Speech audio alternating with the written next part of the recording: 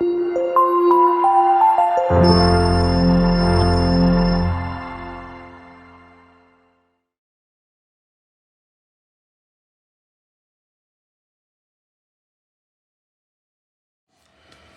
my name is Isidro, respiratory therapist at Home Oxygen Company, and what I wanted to do today was go over a quick setup on the machine on the DreamStation 2 and kind of give you some tips on basic troubleshooting that you can do at home to try to fix the issue if it's a problem. So, first thing with any setup that I do is I go over the outside of the machine first, and then I go over the menus afterwards. So first thing you want to do is just make sure your DreamStation is plugged in. You have this canal here that you can run your cord through, and also the plug is located right here. So depending on which side of the bed your nightstand is on, you can either plug it in this way so it comes out this way, or you can also plug it in this way so it comes out the other side. So after that, in the back here where the clear water tank is at, you want to push down on this little button here, or not button, it's more of a tab for your thumb. Push down at the same time you're going to slide it backwards. So a lot of people have issues with that whenever they're refilling the water, but I'll get into that later. After that, to open the lid, what you're going to do is this tab here, located in the rear of it, just kind of pop that open. It's almost like a Tupperware lid. That's the best way I could describe it. And then it kind of comes off that way. When you go to fill the water tank, you have your water line here that will show you where the maximum fill line is, and you also have a gray line that goes around the entire machine. I mean the water tank, sorry. To put the lid back on, what you want to do is, the best way I found to do it is get these hooks right here, and you want to hook that on to these little teeth that are there on the edges, and then hook it on first, and then the back will slam shut. A lot of people get the machine where they feel like they have to pick it up to put it back on, but you don't have to do that. What you can do is actually just slide it on if it's on your nightstand, just like that. So pretty easy to put on and off. You cannot put it on this way, it won't go on. It's got to be slid on like this, or you got to pick it up and slide it on. So just a tip there that you can do instead of having to pick up the whole machine with it, which I find a lot of people feel like they have to do. You don't have to do that. All you got to do is slide it on. So with this water tank off, next thing I do is I go ahead and look at the filter right here with this pull tab. So you're going to want to pull that out, and you actually have another filter in here. So this is your reusable filter. You're going to want to wash that one every time you change this one out, which is your disposable filter. So these thin blue frame filters, they might come blue, they might come like aqua green, something like that. These are disposable. You do not change these out, or we rewash them, I should say. You just toss it, get a new one, put it back in there. These should be changed around every 2 to 4 weeks. Maximum 4 weeks, about once a month you should be changing these out, or whenever you see it dirty. And then at the same time when you're seeing this dirty, and you're going to want to probably take a look at this one, and then just clean it with some mild dish soap and some water, and try not to scrub it too much, because you will tear these fibers, and once you tear the fibers, then the filter is useless at that point if you have holes in it. So you want to try to keep this intact as much as possible. So just try to get the dirt out as much as you can with your finger, maybe by just lightly or gently rubbing it off and letting it air dry. So to put this on, which a lot of people have issues with also, is the railing. They almost look like bed rails to me. Always faces up. So if you look at the bottom, there's almost a space in there that's for this disposable filter. So what that's going to do is sit right inside there, and it should fit flush with the frame of the other filter. Once you have that on, then you can go ahead and take this and reinsert it, just like that. So remember, big one is the reusable, thin blue or aqua green one is the disposable, and that's the one you're going to want to throw out and then rewash the gray one as you're doing that. Here is a slot for the SD card. We don't normally put one in there just because these have cell modems inside of them and they communicate with us daily. So there's not really a need for a cell modem. If you do live in the foothills or somewhere where the reception is spotty, then you're going to want to request a SD card, a memory chip card from us, and then we can send one to you. That you're going to need because if the doctor ever wants a report or anything like that, we're going to need that card to download the data for the physician if he requests it. Without that card and without any reception, we won't be able to get any information from your machine to us. So it's important that we get that SD card to you so you can get that info saved just in case the doctor needs it for some reason. All right, so grab your water tank and go ahead and slide that on. Another tip too that you can do with the water tank, instead of taking it all the way off, and a lot of people, what they do is they'll take it off, undo it, you know, they get their water, fill it, put this back on, and then it's swishing around in there, is don't even remove it all the way, just kind of remove it to there maybe, and then lift it up, and then take the lid off, fill your water, put your lid back on, just like that, and then slide it on.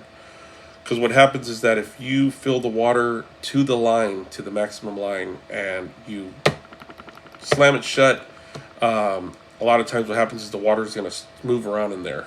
And when that happens, it's going to leak into this area here, into the seal, which also blows out your air. So what happens there is that if that does happen and you think that some water might have gotten in there, just turn the machine on, let it run for about 10 to 15 minutes, let it blow all that water, those water droplets out. That way your face isn't getting wet, or your nose, your nostrils, or anything isn't getting wet when you initially put it on. Next thing you want to do is grab your tubing. So we have two different types of tubing. We have a standard tubing and we have a heated tubing. So normally with your heated tubing, you have a plug that looks like this, and your other end is going to look like this.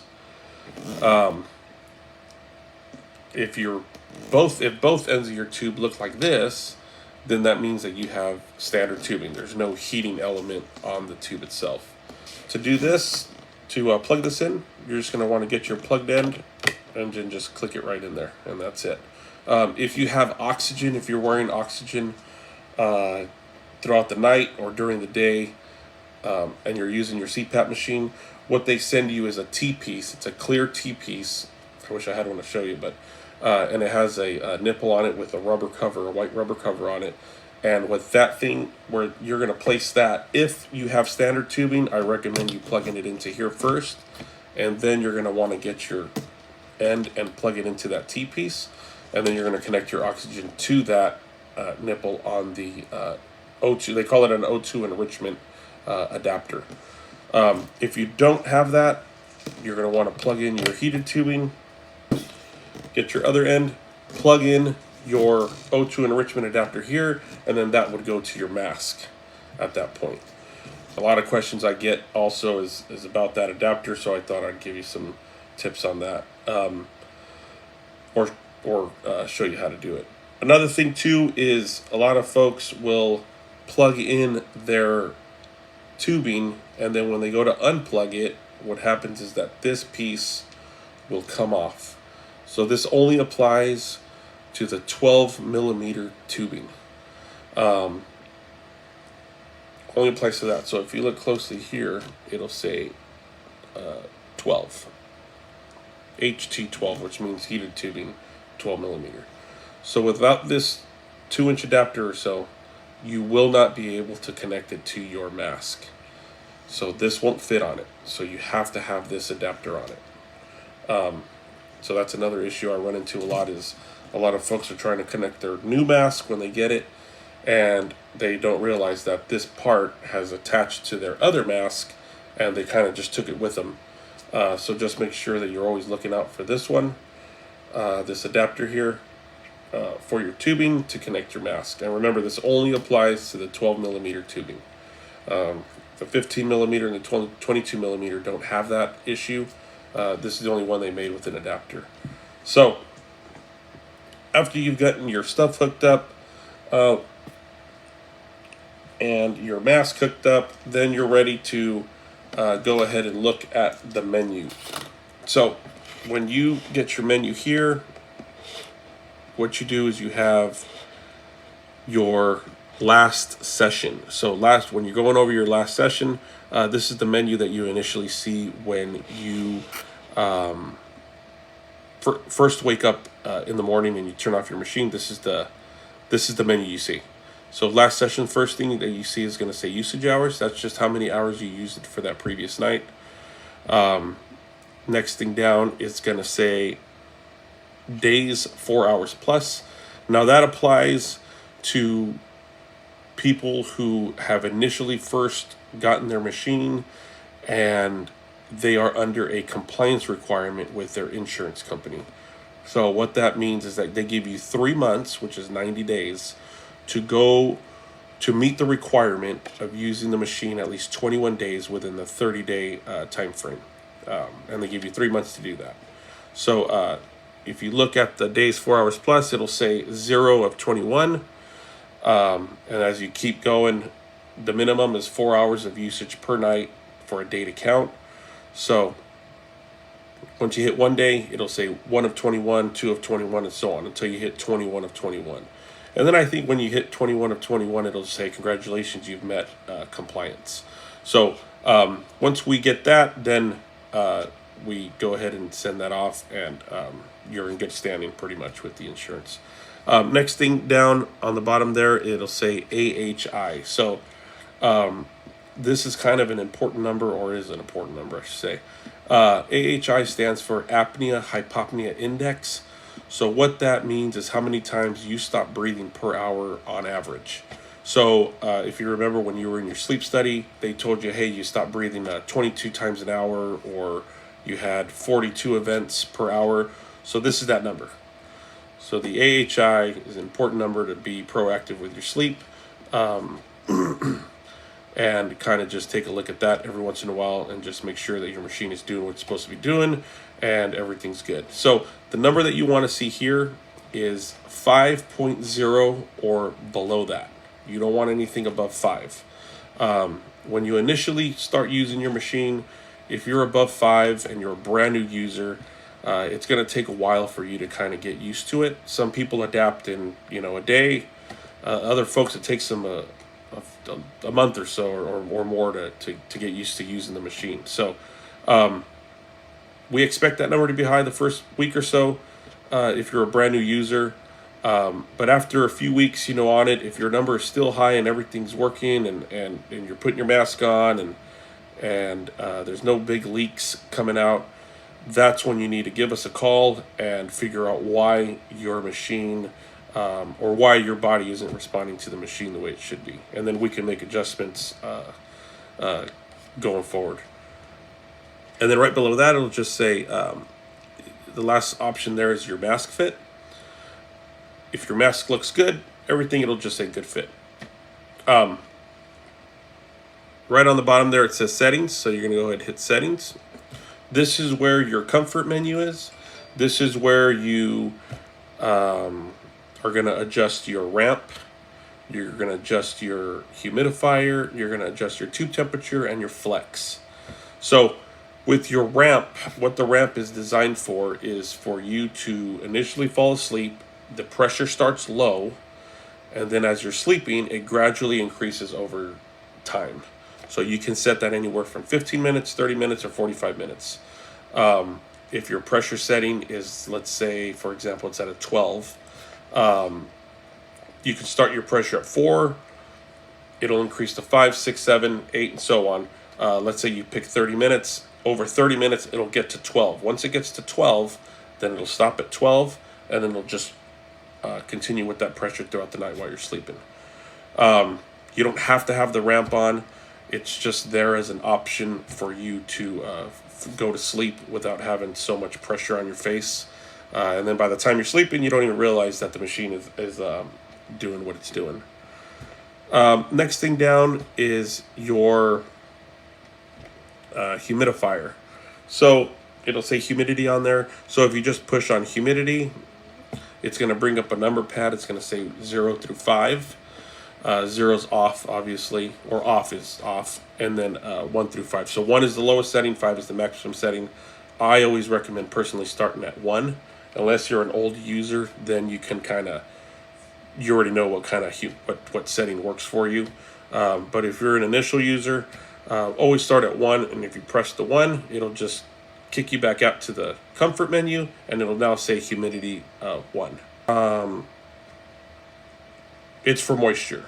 So if you feel like you have dry mouth, dry nose, it's just, really dry at night, what you want to do is go into that humidity setting, turn it up to 2, see if that works for you. If you still feel like you're dry, turn it up to 3, and so on until 5. Once you get to 5, just be aware that the higher you go, the more likely you are to burn through water in your water tank, and you might have to refill it through the night at least once. So just be aware of that. But start at 1 and then increase it as you go every day if you feel like you need it. Next thing down there is going to be your heated tubing. If you don't have heated tubing, it'll just say tube, and it'll just tell you which millimeter tube it's set to. And that's important because when you have a tube that's a standard tubing and not a heated tubing like this one, you want to make sure that the diameter of the tube is set correctly on your machine, or else it's going to not be calibrated correctly to push out the pressure that it's supposed to. So just make sure that that's set correctly, whether it's 15, 22, or 12 millimeter tubing. But if you do have heated tubing, it's going to be the same thing as your humidifier. You're going to push on heated tube. It's going to bring it up a number pad. It's going to say off and then 1 through 5. And then what you want to do is set it to whatever setting is comfortable for you. 1 is obviously the lowest one, which I always recommend you doing, and then 5 is the maximum. If you do not like warm air, don't even bother turning it on. Just leave it off, and it'll just operate as a regular standard tubing. But if you feel like you need warm air, and a lot of people use it during the wintertime, turn it to 1 and then increase it over, each day if you feel like you need it. So flex. Flex is a confusing one because a lot of people don't understand what it is. So what a flex is a pressure relief for you to not breathe against, so it's not so hard for you to breathe against the mask. So what a flex does is that you have an option. If you push on flex, you have the option of going off 1, 2, or 3. So for example, if you set your machine to your flex to number 2 and your setting is set to number 9, a pressure of 9, what happens is that when you breathe in, when you inhale, it's going to give you a pressure of 9, but when you exhale, it's going to actually drop down 2 pressures and give you a pressure of 7. It's just a pressure relief. Like I said, that's basically what it is. It's something that's used for you to not have so much resistance when you're exhaling out against the mask. It's supposed to make it easier for you to breathe. Some people like it, and other folks don't notice it when it's on. So it's kind of up to you and how you feel about it. And those settings are there for you to set for comfort. Those are 100% up to you. However you want to set those is how you want to set them. Some people do use the water. Some folks don't. The water is optional. You don't have to use water in these machines if you don't want to. So don't feel like you need to use the water, I always recommend starting off with no water the first night, and then if you feel like you need it, then go ahead and start adding water the second night or so, because you might not even like the water in there, and having a maintenance set and stuff like that. Because if you do use the water, the maintenance on these machines is a lot more frequent than when you're not using the water. So distilled water only should be in these canisters. You shouldn't use bottled water, any filtered water, anything like that. No faucet water. These are meant just for distilled water only. For the maintenance on these, if you want to try, at a bare minimum, you want to clean your water tank and your tubing bare minimum about once a week. You just want to squirt some soap and some water, swish it around and hang it up, let it air dry. And then same thing with the water tank. You're going to want to wash this like a dish and just let it air dry there after you wash it. Next thing with the filter is, again, throw this one out. Whenever you throw this one out, then you might want to look at this one and wash and clean. So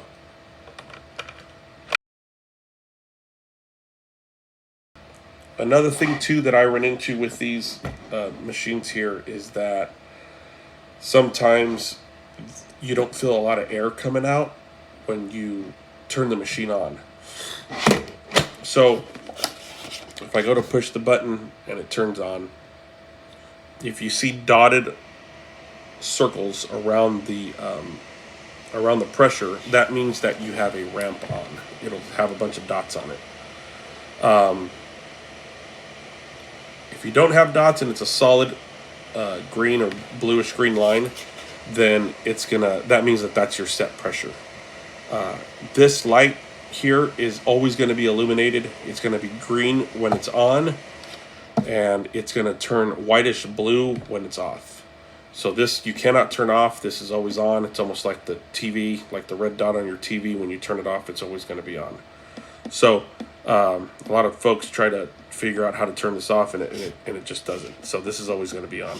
If you don't feel a lot of air coming out, or it sounds really loud in between this seam here, a lot of times what happens is these gaskets will kind of come loose like this.